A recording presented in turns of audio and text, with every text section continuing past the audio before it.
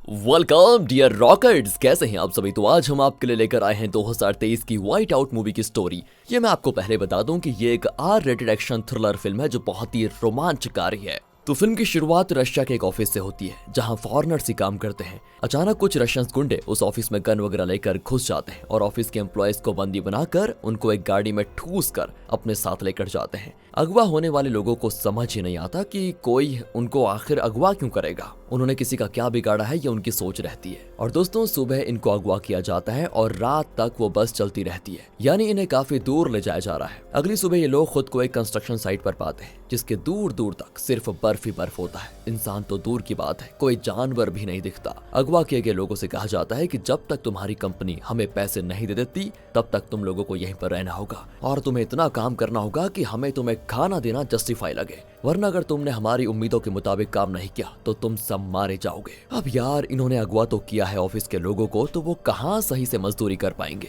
उन्हें तो ऑफिस में कुर्सी पर बैठकर कंप्यूटर पर काम करने की आदत है, ये मजदूरी वाला काम वो कैसे कर पाएंगे। तो बेचारे सही से कर नहीं पा रहे होते हैं और ना कर पाने की वजह से उन्हें जानवरों की तरह पीटा जाता है और जबरदस्ती उस काम को करने को कहा जाता है। तब भी जो लोग सही से काम नहीं कर पाते उनके पीछे रशियंस डॉग छोड़ देते हैं जो कि उन्हें नोच नोच कर उन्हें खाकर सफा चट कर जाते हैं। ये सब चीज हेनरी नाम का एक मोटा आदमी भी नोटिस करता है और उसकी तो जो हालत खराब होती है ना दोस्तों, क्या ही कहें। पर by profession Henry electrical engineer है और ये चीज खारजिन को जब पता चलती है, खारजिन एक कैरेक्टर है दोस्तों, तो वो हेनरी को अपने केबिन में बुलाता है और एक इलेक्ट्रॉनिक डिवाइस को रिपेयर करने के लिए कहता है। फिर जब वो सही से रिपेयर कर देता है तो खारजिन थोड़ा सा उससे खुश हो जाता है और एक बिस्किट उसे खाने को देता है। फिर जब हेनरी वापस काम पे लौटने लग जाता है तो कुछ कैदी हेनरी पर हमला कर देते हैं और ब्रॉक नाम का एक कैदी तो हेनरी का पैंट उतारकर उसके साथ जबरदस्ती करने की कोशिश करता है और मोटा सा हेनरी खुद की हिफाजत तक नहीं कर पाता। तभी कट नाम का एक आदमी और उसके लोग हेनरी की मदद करते हैं और उसकी इज्जत लूटने से बचा देते हैं। फिर वो कहते हैं कि देखो भाई, हम यहाँ पर कई महीनों से हैं और आज तक हमने खारजिन के केबिन से किसी को जिंदा वापस लौटते नहीं देखा।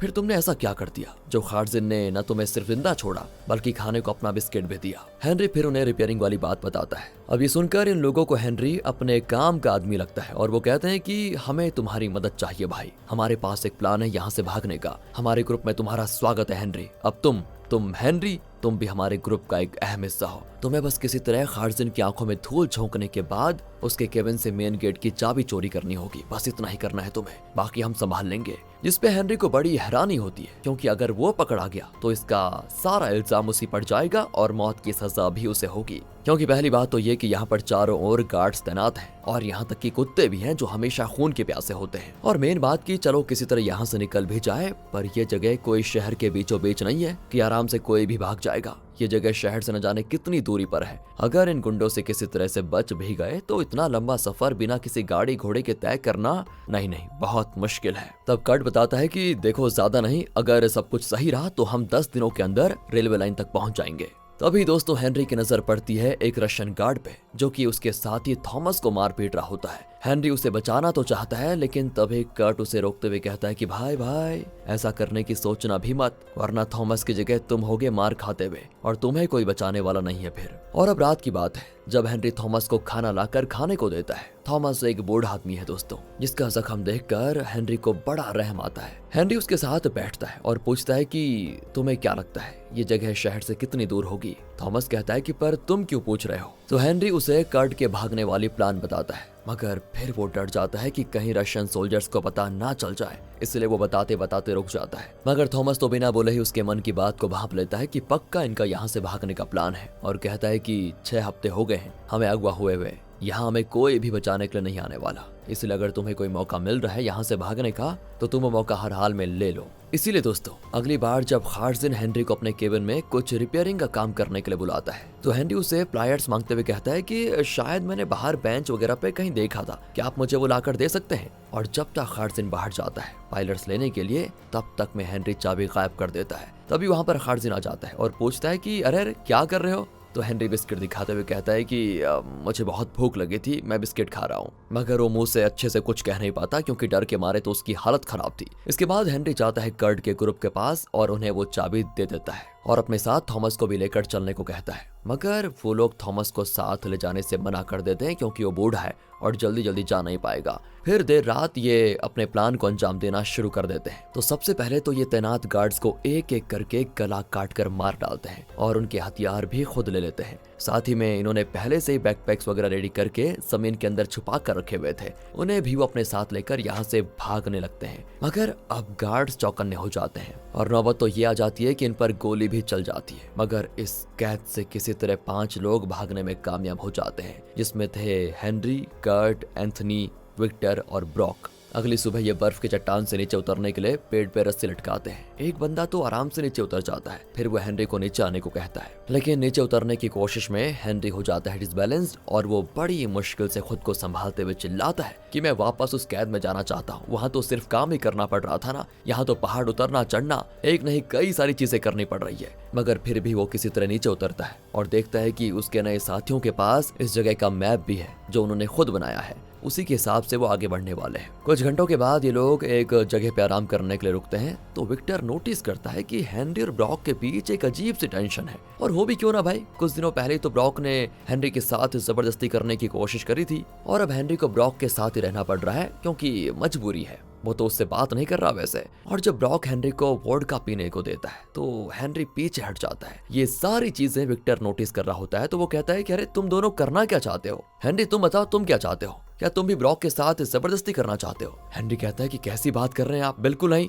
तो विक्टर कहता है कि फिर क्या तुम उसको मार कर अपनी ये भड़ास निकालना चाहते हो? तो भी हेनरी मना कर देता है दोस्तों, जिससे विक्टर को समझने में देरी नहीं लगती कि आज तक बेचारे हेनरी ने किसी पे हाथ तक नहीं उठाया, इसीलिए बेचारा ऐसा कह रहा है। तो इसीलिए दोस्तों विक्टर कहता है कि मैं तुम्हें मोटिवेट करता हूँ और फिर वो ब्रॉक को मारने के लिए हेनरी को मोटिवेट करता है। और ऐसी भी बात नहीं थी कि हेनरी चिंता कर रहा होगा कि अगर ब्रॉक मुझे मारेगा तो मैं क्या करूंगा, क्योंकि विक्टर ने उसका इंतजाम पहले कर दिया था। उसने कह दिया था ब्रॉक से कि भाई एक बार मार खा लो हेनरी के हाथों, उसका भी दिल ठंडा हो जाएगा और फिर आगे सफर में कोई ऑकवर्डनेस फील नहीं होगी। अब विक्टर हेनरी को कैसे सही से एक जोरदार पंच मारा जाता है उसके बारे में भी बताता है, मगर फिर भी हेनरी मारने से कतरा रहा होता है, पता नहीं क्यों। पर विक्टर के उकसाने पे हेनरी में पता नहीं कहां से जोश आ जाता है पूरी तरह और वो पूरी जान से ब्रॉक को एक पंच मारकर बड़ा खुश हो जाता है। तभी उसे अपने ही हाथ में दर्द का एहसास होता है, जिससे वो विक्टर पर गुस्सा करने लग जाता है कि अरे मेरे दर्द हो गया। मतलब यार सोचिए दोस्तों, हेनरी ने पंच मारा, उससे चोट लग गई, कितना कमजोर आदमी है, बस दिखने में ही मोटा ताजा है। कोई बात नहीं, आगे बढ़ते हैं। अब रात में ये एक जगह पे आग वगैरह डालकर वहाँ पर रुकते हैं, खाते पीते हुए आराम से हंसी मजाक करते हैं।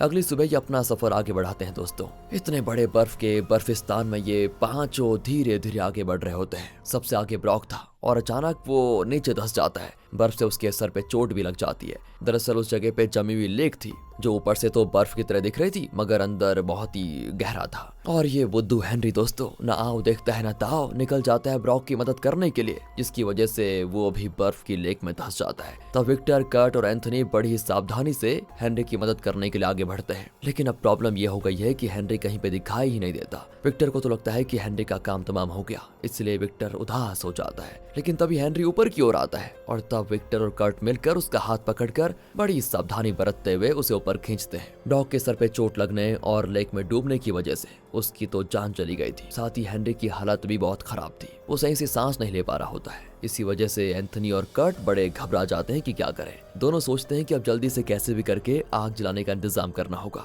हेनरी ने तो भगवान से प्रार्थना करना शुरू कर दिया था कि भगवान मेरे इस आखिरी वक्त में मुझे सद्बुद्धि दे। इससे विक्टर को बड़ा गुस्सा आ जाता है कि ये पागल आदमी है क्या, हम इसे बचा रहे हैं और ये भगवान से प्रार्थना मांग रहा आखिरी वक्त के लिए। अरे एक काम करो, उसको गोली से उड़ाओ यार। दोस्तों ये सुनकर हेनरी की और हालत खराब हो जाती है। विक्टर एक गोली हेनरी के ठीक बगल में मारता है और कहता है कि हेनरी जान बचानी है तो भागो वरना मैं तुझे मार डालूंगा। और तब डर के मारे हेनरी बड़ी तेजी से भागता है। कुछ देर के बाद विक्टर हेनरी से पूछता है कि कैसा फील कर रहे हो। वो कहता है कि मुझे तो बहुत डर लग रहा है, कंफ्यूजन भी है कि तुम मेरे साथ ऐसा कर कैसे सकते हो। तो विक्टर पूछता है कि अबे ये बता, तुझे ठंड लग रही है या सांस लेने में दिक्कत हो रही है। हेनरी कहता है कि नहीं ऐसा तो कुछ भी नहीं लग रहा। तब उसे समझ में आता है कि विक्टर ने मेरी जान बचाने के लिए मुझे डराया ताकि मैं भागूं और मेरी बॉडी गर्म हो जाए। Oh nice idea. फिर रात में ये आग जलाकर आराम करते हैं और साथ ही में ये भी बात करते हैं कि हमारे पास अब सिर्फ 8 कैंस बीन्स बचे हुए हैं। थोड़े ब्रेड और बिस्किट्स भी हैं। इसकी अगली सुबह ये लोग फिर से अपना सफर शुरू करते हैं। काफी दूर का सफर तय करने के बाद हेनरी की हालत खराब हो जाती है,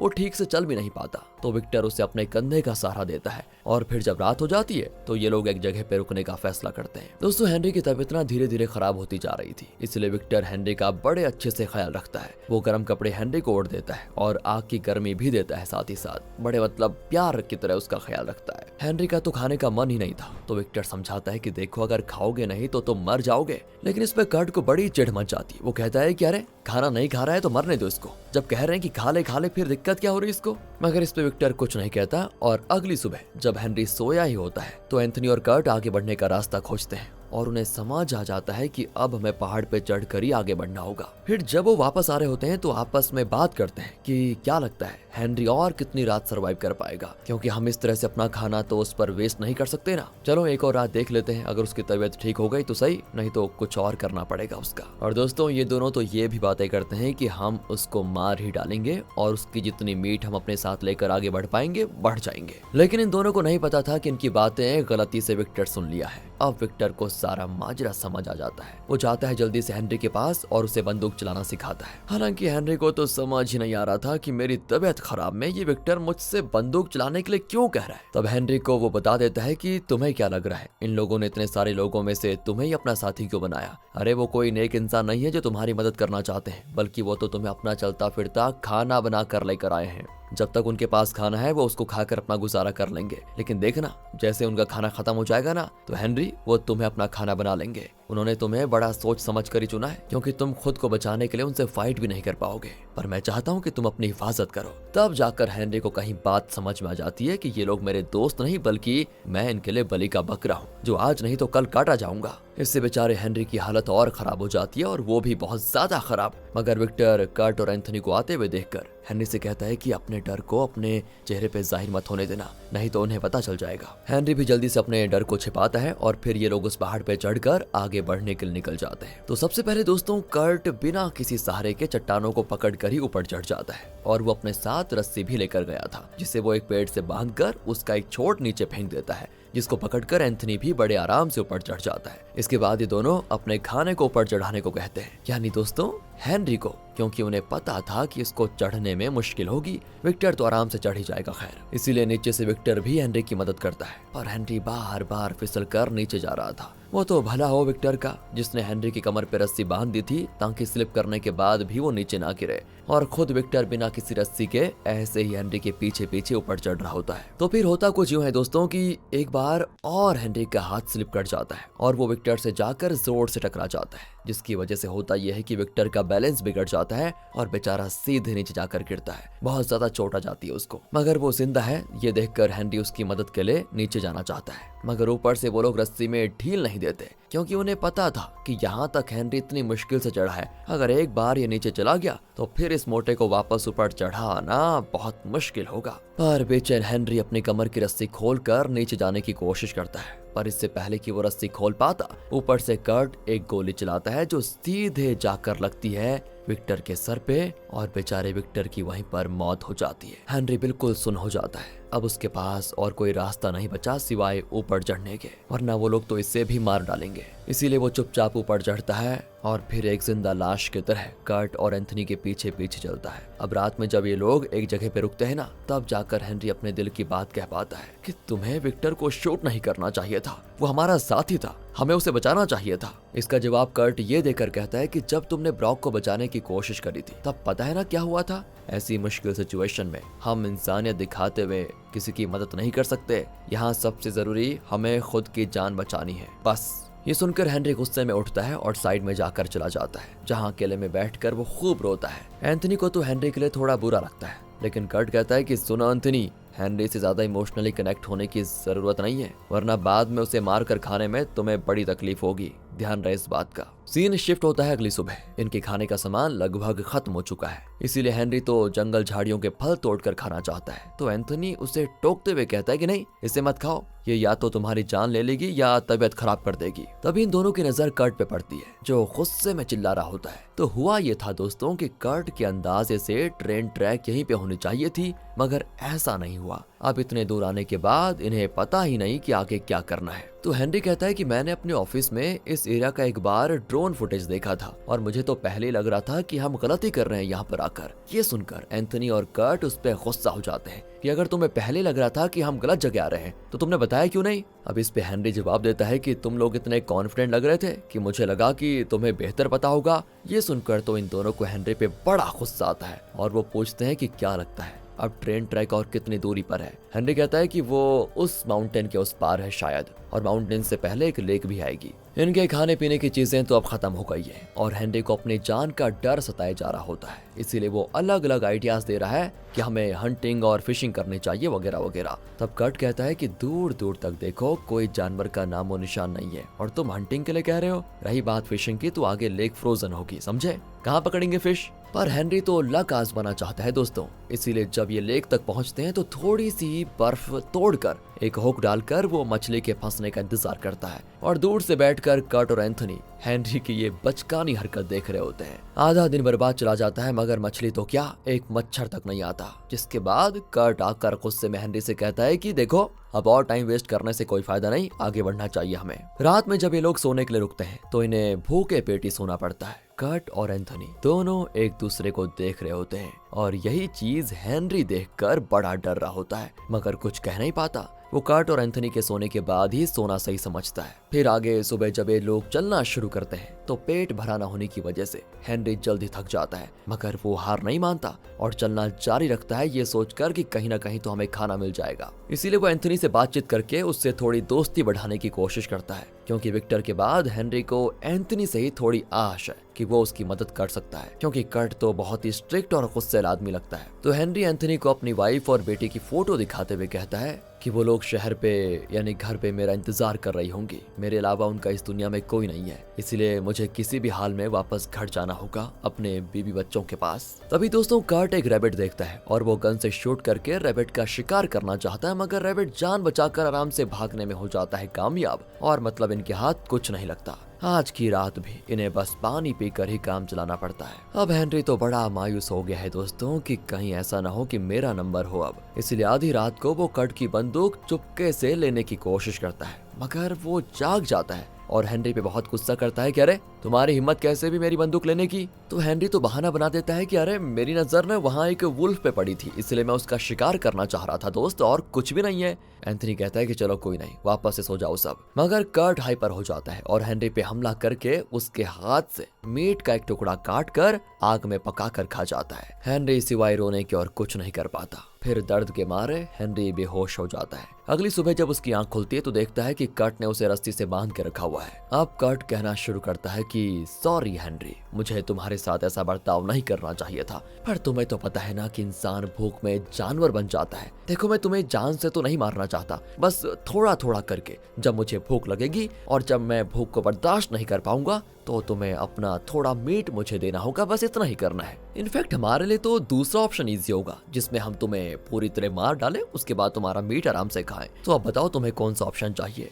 तो इसमें दोस्तों हेनरी पहला ऑप्शन चूज करता है जिसमें वक्त वक्त पे ये उसका मीट निकाल कर खाएंगे और इसको जिंदा रखेंगे। तो अब होता यह है कि कर्ट हेनरी के गले में रस्सी बांधकर अपने साथ आगे ले जाने लगता है ताकि अगर हेनरी भागने की कोशिश करे तो उसके गले की रस्सी टाइट करके एक फंदा बन जाएगा और वो वहीं पर ढेर। पर उसे क्या पता था कि पासा पलट भी सकता है। माउंटेन चढ़ते वक्त हेनरी थोड़ा स्लिप कर जाता है और वहीं पे गिर जाता है, पर अचानक खिंचाव की वजह से कर्ट नीचे चला जाता है। अब वो एंथनी से मदद मांगता है तो एंथनी पहले हेनरी को ऊपर चढ़ाता है और फिर कर्ट को भी बचा देता है। मगर अब कर्ट की हलक सूख गई थी। वो गुस्से में एंथनी से कहता है कि हमें अब हेनरी को खत्म करना ही होगा, इस बैल बुद्धि को अब हम आगे तक नहीं लेकर जा पाएंगे। पर हेनरी यहाँ से सही से आगे चलने का वादा करता है कि मैं तुम्हें ज्यादा समस्या नहीं दूंगा आपसे, मैं आराम से चल लूंगा अपने आप। तो ये लोग भी उसको जिंदा अपने साथ आगे ले जाने के लिए मान जाते हैं। जब ये ठहरते हैं तो एंथनी हेनरी के हाथ के जख्म की थोड़ी मरहम पट्टी भी कर देता है ताकि हेनरी का जख्म जल्दी से ठीक हो जाए।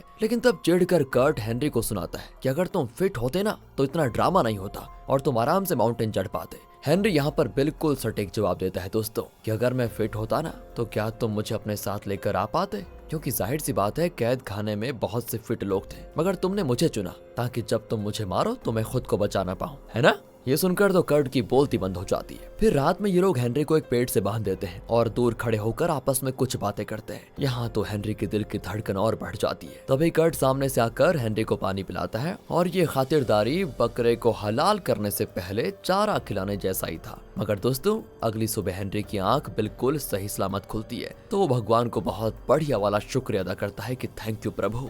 मगर तभी दोस्तों ये दोनों मिलकर हेनरी को खोलते हैं और फिर कस के पकड़ लेते हैं और आपस में बात करते हैं कि अब इसके हाथ को एल्बो के नीचे से काट लेंगे और फिर सैनिटाइज कर देंगे। ये सुनकर तो हेनरी गिड़गिड़ाने लगता है और इन दोनों से रहम की भीख मांगता है, पर कोई फायदा नहीं होता क्योंकि ये कुल्हाड़ी से हेनरी का हाथ काट कर तभी दम लेते हैं। पर हाथ काटते ही हेनरी के अंदर अपने आप को बचाने के लिए पता नहीं कहां से हिम्मत आ जाती है और वो इनके प्राइवेट पार्ट्स में लात मारकर इनकी बंदूक लेकर वहां से भाग जाता है। वो जानता था कि भागने से सिर्फ काम नहीं चलने वाला, मुझे इन दोनों को मारना भी होगा, इसलिए हेनरी छिपकर इन पे गोली चलाता है। मगर वो बंदूक एक हाथ से ठीक से नहीं पकड़ पा रहा था, इसलिए उसका निशाना बार बार चूक जाता है। हर चूकते निशान के साथ कर्ट का हौसला ये सोचकर बुलंद हो जाता है कि जैसे ही बंदूक की सारी गोलियां खत्म होंगी वैसे ही हेनरी को पकड़कर उसको मार डालेंगे। अब इसके आगे खड़ी ढलान थी दोस्तों, जिससे हेनरी को उतरना पड़ रहा था, पर उसने रस्सी को पेड़ में बांधकर एक सेटअप रेडी करके रखा हुआ था जिससे उतरने में हेनरी को बढ़िया सपोर्ट मिले।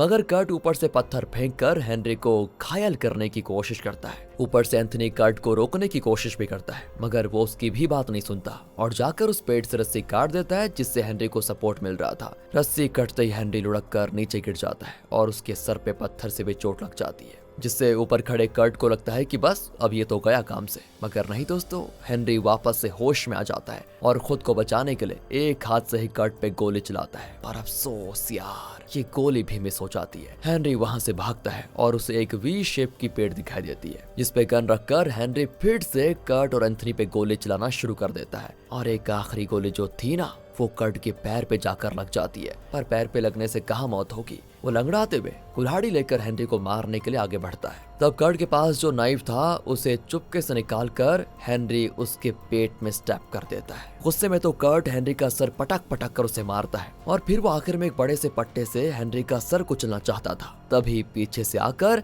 एंथनी उसे रोकने की कोशिश करता है तो गुस्से में ये कर्ट भाई साहब यार एंथनी के पेट में कुल्हाड़ी से वार कर देते हैं। तभी उठकर पीछे से हेनरी एक पत्थर कर्ट के सिर पे दे मारता है और फिर उसने पहले से जो रस्सी का ट्रैप बना के रखा हुआ था उसे कर्ट के गले में फंसा देता है। ये क्या यार, ये कर्ट फिर भी हेनरी का गला दबाकर उसे मारना चाहता है तो हेनरी क्या करता, उसने मोटे से लकड़ी से ट्रैप वाली रस्सी का जो दूसरा सिरा था वो बांध के रखा हुआ था, उसे माउंटेन से वो नीचे फेंक देता है, जिसकी वजह से अचानक कर्ट भी नीचे खींचा जाता है, जहां चोट लगने की वजह से कर्ट की फाइनली जान चली जाती है। और अब हेनरी और एंथनी दोनों घायल लोग जिंदा बच गए हैं। ये दोनों आगे के सफर में एक दूसरे का ख्याल रखते हैं, एक दूसरे के जख्म को ठीक करने के लिए मरहम पट्टी वगैरह करते रहते हैं, पर खाना तो इनके पास भी नहीं है तो ये बर्फ पिघलाकर उसके पानी से ही काम चलाते हैं। और लगातार कई दिनों के लंबे सफर के बाद इन दोनों को माउंटेन में रास्ता बना हुआ दिखाई देता है, यानी कि यहाँ आसपास कहीं लोगों का आना जाना होगा। ये देखकर दोनों को तसल्ली होती है और एंथनी थक कर वहीं पर बैठ जाता है। तभी पीछे से हेनरी कुल्हाड़ी से